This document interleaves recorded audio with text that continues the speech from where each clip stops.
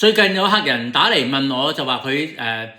啱諗住賣樓啦，咁啊點知上去田土廳就發現原來之前有一個屋宇署嘅命令咧就未清嘅，咁啊可能影響到佢賣樓，咁啊問我點算？咁我話第一件事當然你抄翻嗰份命令係咩僭建，咁你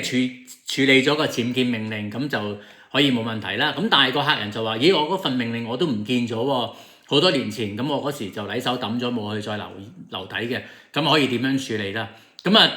有幾個方法啦。咁啊第一個最直接嘅方法，可能你就係上翻去田土廳抄翻你嗰個命令，咁啊可以其實喺田土廳就攞翻一個副本，咁你就知道翻個命令嘅內容係點，咁就可以做翻個處理啦。咁啊再另外一個方法就可能你打去屋宇署去問翻你個地址啊，咁啊可能諮詢翻，就可能佢會揾翻嗰份命令俾你嘅。咁啊當然你打去屋宇署就時間會耐啲咧，因為你淨係得個地址，佢要同你抄翻嗰份命令出嚟，就可能會時間耐啲嘅。咁啊大家如果對於一啲清拆命令有啲咩其他嘅問題，咁啊歡迎可以私信俾我 WhatsApp 俾我聯絡啦。多謝晒。